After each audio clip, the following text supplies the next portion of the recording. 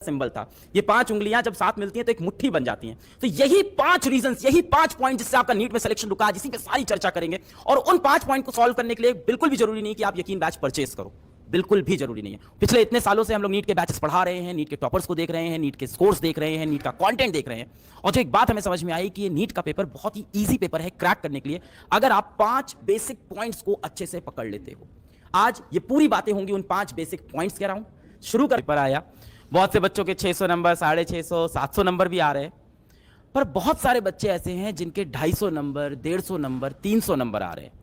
आज का ये वीडियो उन्हीं बच्चों के लिए है जिनके नीट में 500 से कम नंबर, 550 से कम नंबर आ रहे थे, या जिनके 600 से भी कम नंबर आ रहे थे। आज वीडियो उन बच्चों के लिए है जिनके 250, 150, 300, 400 नंबर आ रहे थे, और कैसे वो 650 नंबर तक पहुंचेंगे। इसके लिए आज मैं आपसे सिर्फ 5 बातें करूंगा। यहां पे 5 इंपॉर्टेंट बातें हम और हमारे सारे टीचर्स आपसे 5 इंपॉर्टेंट बातों पे डिस्कशन करेंगे, 5 इंपॉर्टेंट पॉइंट पे डिस्कस करेंगे जिनकी वजह से आपका सिलेक्शन रुका है। अगर मैं अभी आपसे पूछूं कि आपका नीट में इस बार सिलेक्शन क्यों नहीं हो रहा है, तो आप यही रीजन दोगे कि यार हो सकता हो मैंने पढ़ाई कम की, हो सकता हो टेस्ट कम दिए हो। मैं आपसे पूछूं नीट 2024 में आपका सिलेक्शन कैसे होगा, तो आप बोलोगे इस बार जम के पढ़ाई करेंगे, इस बार जम के मेहनत करेंगे, जान लगा देंगे, एकदम बेसिक से पढ़ेंगे, हम आपके दिन रात आपके मेहनत करेंगे। आप बस यही बोलोगे, but this is not the solution. This is not the solution. आता हूं, इससे पहले कि हम लोग स्टूडियो में जाएं और 5 इंपॉर्टेंट पॉइंट पे डिस्कस करें। अगर आपने यकीन का कभी आपको सिंबल याद हो, जितने बच्चे पीडब्ल्यू को पहले से जानते हैं, तो यकीन का हमेशा सिंबल ये रहा है। इस तरह की आपने मेरी बहुत सी फोटोज देखी होंगी ऐसे करके। उसका रीजन क्या है? उसका रीजन था यकीन बैच जब सबसे पहली बार आया था, तो ये यकीन का सिंबल था। ये 5 उंगलियां जब साथ मिलती हैं तो एक मुट्ठी बन जाती हैं। तो यही 5 रीजंस, यही 5 पॉइंट जिससे आपका नीट में सिलेक्शन रुका है, इसी पे सारी चर्चा करेंगे। और उन 5 पॉइंट को सॉल्व करने के लिए बिल्कुल भी जरूरी नहीं कि आप यकीन बैच परचेस करो, बिल्कुल भी जरूरी नहीं है। उन 5 पॉइंट को आप घर बैठे खुद भी सॉल्व कर सकते हो। प्योर स्ट्रैटेजीज है, उसके बारे में पूरी बात करेंगे, कवर करने वाले हैं। 5 पॉइंट पे हम आज आपसे सिर्फ बात करेंगे। आज पूरा चर्चा, पूरा डिस्कशन इन्हीं 5 पॉइंट पे होगा। सबसे पहला पॉइंट, जो एक बच्चा बोल रहा है कि कंसिस्टेंसी नहीं है, पढ़ाई नहीं की, तो सबसे पहला और सबसे बेसिक जो पॉइंट है जिसकी वजह से आपका सिलेक्शन रुका है, वो है लेक्चर ही ना देखना। मतलब पढ़ाई ही नहीं की आपने यार, चाहे आप ऑनलाइन में थे, चाहे आप ऑफलाइन में थे, आपने पढ़ाई ही नहीं की। तो सबसे पहले इसी पे हम लोग डिटेल में डिस्कशन करेंगे। दूसरी बात जो आपने खुद लिखी कि आपने सफिशिएंट प्रैक्टिस नहीं की। यार लेक्चर तो देखे थे, बड़ा मजा आया था मूवी की तरह, उसके बाद खुद से कुछ मेहनत की ही नहीं। इट्स लाइक सेइंग कि मैं विराट कोहली को बैटिंग करता हुआ देखूंगा तो मैं भी बैटिंग करने लगूंगा। नहीं भाई, तुम्हें प्रैक्टिस करनी पड़ेगी नेट में जाके, वो मिसिंग था। तीसरी जो मुझे सबसे बड़ा फैक्टर दिखता है वो होता है रिवीजन का।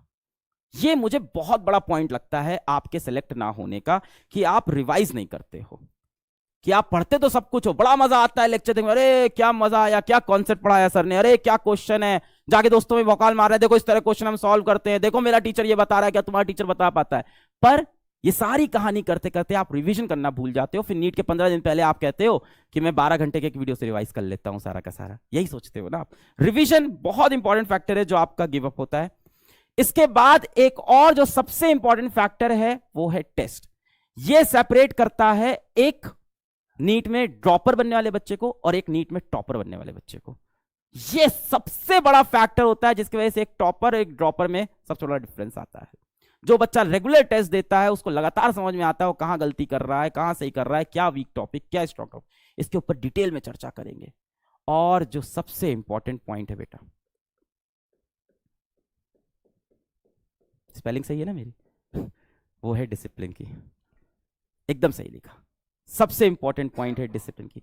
ये 5 पॉइंट्स, ये 5 वीकनेस, ये 5 प्रॉब्लम अगर आपने सॉल्व कर लिया तो मुट्ठी बन जाएगी यार, तो ताकत आ जाएगी ना। 5 उंगली मिलती है तो मुट्ठी बनती है, तो पावर आ जाएगी। इन 5 पॉइंट्स पे डिटेल में डिस्कशन करेंगे। मेरे साथ भारत के सबसे बेहतरीन टीचर है, उनके साथ डिस्कस करेंगे।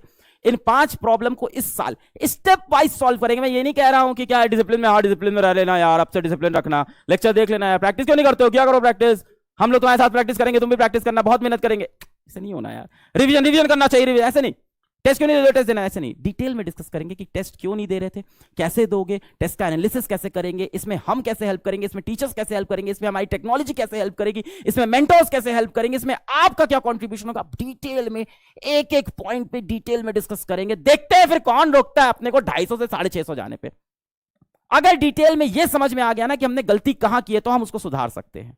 क्या आप ये पूछ रहे हो 250 650 जा सकते हैं? बिल्कुल जा सकते हैं यार। कितने बच्चे पीडब्ल्यू में ऐसे आते हैं हर साल, रिजल्ट में हम लोग देखते हैं, बताते हैं लास्ट ईयर 250 नंबर था, 220 नंबर था, इस बार 650 नंबर आ रहे हैं।